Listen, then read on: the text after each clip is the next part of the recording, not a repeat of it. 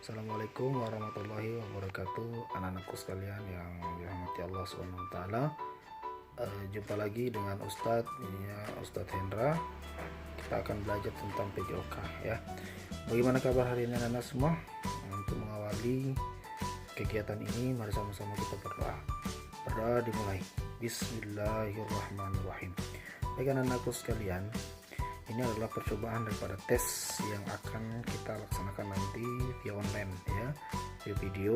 Nanti apabila ada sesuatu hal, mungkin ini kekurangan dari kita semuanya.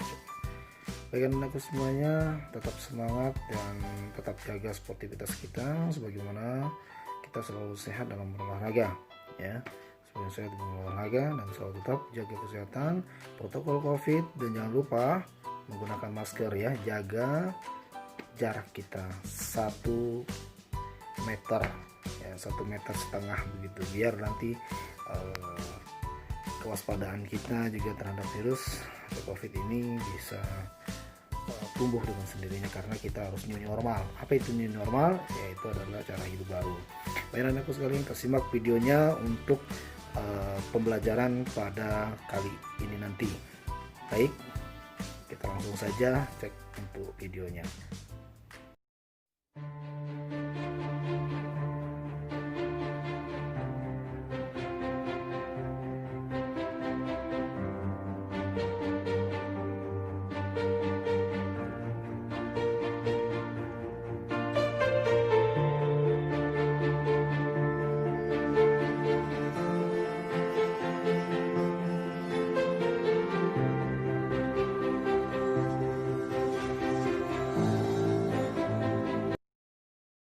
Macam-macam cedera dalam olahraga.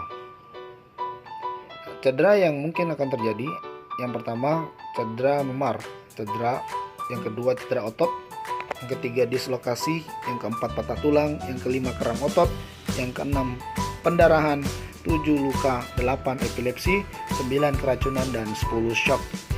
10 macam ini akan kita bahas. Yang pertama, memar. Cedera yang disebabkan oleh benturan pada bagian kulit. Memar ini menimbulkan daerah kebiru-biruan atau kehitaman pada kulit. Bila terjadi pendarahan yang cukup di daerah yang terbatas disebut dengan hematoma.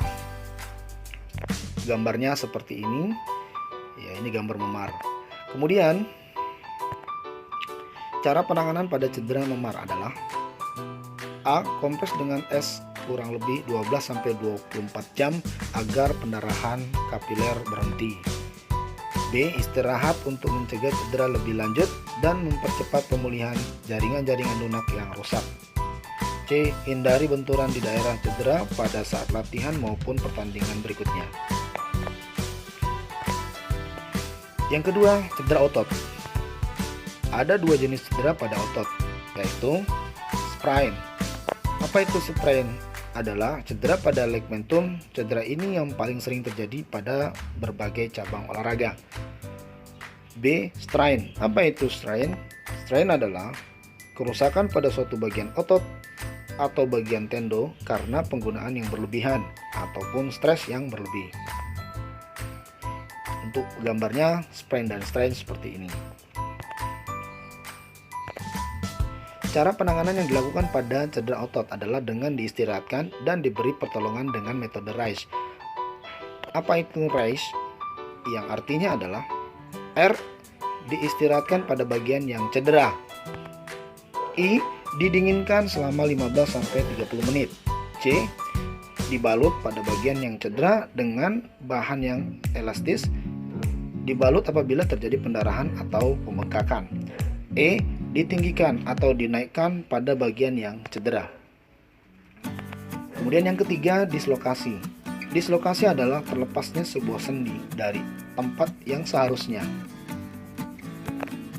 Cara yang dilakukan pada saat terjadi dislokasi adalah: 1. Melakukan reduksi dengan cara menarik persendian korban pada sumbu atau garis pemanjang. Yang kedua, imobilisasi dengan spalak pada jari-jari. Yang ketiga, dibawa ke rumah sakit. Penjelasan ya, reduksi yaitu suatu tindakan untuk mengembalikan tulang ke posisi semula. yaitu untuk reduksi. Sedangkan imobilisasi yaitu jaga korban tetap diam. Yang keempat, patah tulang. Patah tulang adalah suatu keadaan yang mengalami keretakan, pecah atau patah baik pada tulang maupun tulang rawan. Patah tulang dapat dikelompokkan menjadi dua, yaitu A. Patah tulang kompleks di mana tulang terputus sama sekali. B. Patah tulang stres di mana tulang retak tetapi tidak terpisah. Patah tulang dapat dibedakan menjadi dua, yaitu patah tulang terbuka di mana tulang melukai kulit di atasnya dan tulang keluar. Kemudian patah tulang tertutup di mana tulang tidak menembus permukaan kulit. Gejala yang timbul, yang pertama memar, yang kedua jari tidak dapat digerakkan, yang ketiga nyeri dan makin bertambah bila digerakkan. Keempat, hilangnya fungsi. Kelima, terdapat perubahan bentuk pada tulang. Pertolongan yang bisa kita lakukan: 1. Atasi shock dan perdarahan, menjaga jalan napas agar tetap longgar. Kedua, berusaha tetap tenang, jangan panik bila ada pendarahan akibat luka, tutup dengan kain steril. Yang ketiga, pasangkan bidai. Jadi bidai ini bentuknya seperti setengah leher pada pramuka atau pada slayer bagi PMR. Yang keempat, bila adanya dugaan patah tulang, dibaringkan pada alas yang keras. Kemudian yang kelima, tidak diurut.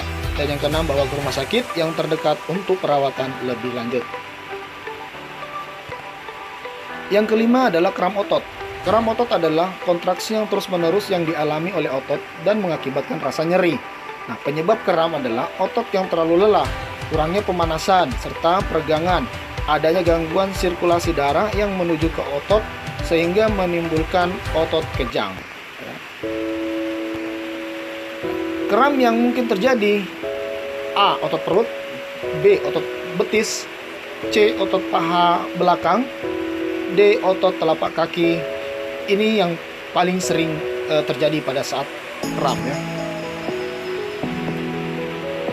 Penanganan cedera kram otot yang dilakukan adalah: 1. Dengan diistirahatkan, yang kedua digosok dengan obat-obatan pemanas seperti Cantropen dan Salonpas gel untuk melebarkan pembuluh darah. Kemudian yang keenam, pendarahan, keluarnya darah dari tempatnya semula. Pendarahan terjadi karena pecahnya pembuluh darah akibat dari trauma, pukulan atau terjatuh. Pada cedera pendarahan dibagi 3, yaitu 1. Pendarahan hidung, 2. Pendarahan mulut, yang ketiga pendarahan kulit.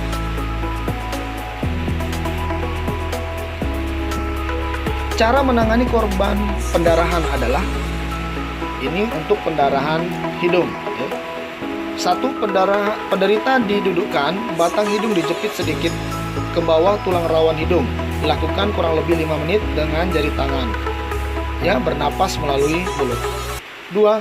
Hidung dan mulut dibersihkan dari bekas darah.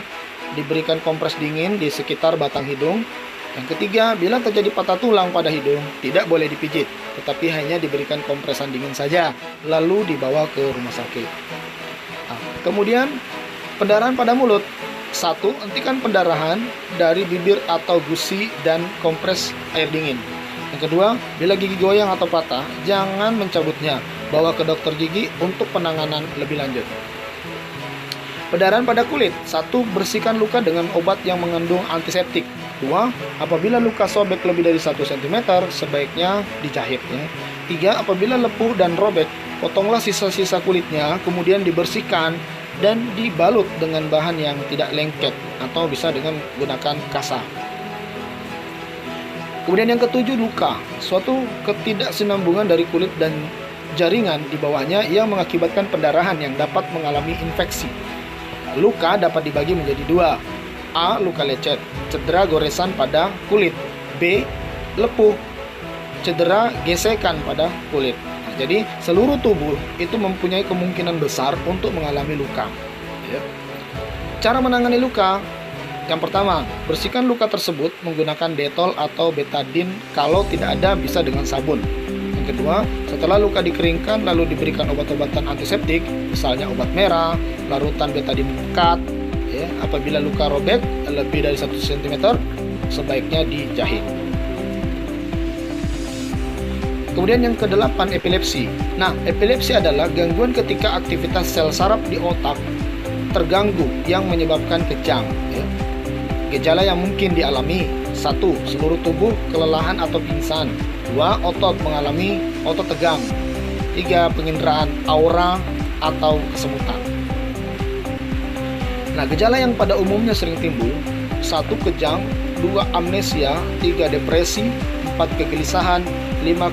Kelumpuhan sementara setelah kejang. 6. Mengantuk. Dan yang ketujuh, sakit kepala. Cara menangani korban kejang karena epilepsi: yang pertama, meletakkan korban di tempat yang aman dan nyaman ya. Kedua, membersihkan mulut korban menggunakan kain. Yang ketiga, menidurkan korban dalam posisi setengah miring.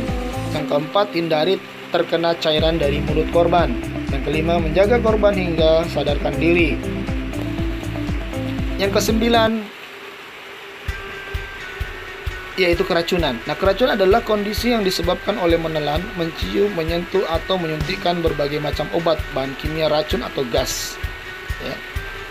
Cara menangani korban keracunan yang masih sadar dan tidak sadar: caranya, korban sadar, 1. Diminumkan susu untuk mengencerkan racun. Yang kedua, segera dibawa ke rumah sakit karena ini masih sadar. Kemudian korban tidak sadar: 1. Menidurkan korban dalam posisi setengah miring ya. 2. Tidak memberinya minum. Yang ketiga, segera dibawa ke rumah sakit.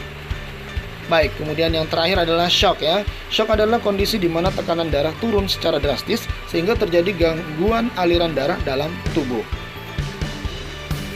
Tanda seorang itu mengalami shock ya. Pertama, tubuhnya itu lemas. 2. Pucat. 3. Kulit dingin dan basah. 4. Mual. Dan yang kelima, denyut jantung lemah dan cepat ya. Dan keenam, merasa haus. 7. Tidak sadarkan diri. Nah, penanganan pertama pada penderita shock adalah: 1. Baringkan penderita. 2. Angkat kaki penderita sekitar 30 cm lebih tinggi dari kepala. Hindari langkah ini jika kepala, leher, maupun punggung penderita mengalami tulang yang patah. 2. Ketiga, tidak mengangkat kepala penderita. Yang keempat, jika penderita muntah dan darah dari mulutnya, miringkan tubuhnya agar tidak tertelan. Nah, kemudian yang kelima, bila penderita tidak bernapas, lakukan CPR atau resusitasi jantung paru atau RJP. Namun CPR dan RJP ini hanya boleh dilakukan oleh orang-orang yang ahli yang pernah menjalani pelatihan teknik CPR atau RJP. Yang keenam, bila ada luka yang terlihat, jangan menyentuh luka tersebut. Hindari kontak dengan luka sampai petugas kesehatan datang. Yang ketujuh, pastikan penderita nyaman, misalnya menyelimuti penderita agar tetap hangat. Yang kedelapan, longgarkan pakaian penderita supaya jalan napasnya tak terhalang. 9. Tidak memindahkan atau menggerakkan penderita kecuali ia berada di tempat yang tidak aman atau berbahaya, misalnya di tengah jalan. 10. Tidak memberi makanan atau minuman pada penderita, ini dikhawatirkan bisa muntah. Baik, terima kasih. Sekian penjelasan lebih lengkap, baca link di bawah ini, bit.ly bahan UAS PJOK 4 semester 2. Kemudian setelah ini anak-anakku sekalian lanjutkan dengan mengerjakan soal persiapan EAS pada link bit.ly soal persiapan EAS PJOK 4. Terima kasih atas segala perhatian anak-anakku sekalian. Tetap waspada terhadap coronavirus atau COVID-19, jaga jarak aman, pakai masker. Berikut yang dapat saya sampaikan. Assalamualaikum warahmatullahi wabarakatuh.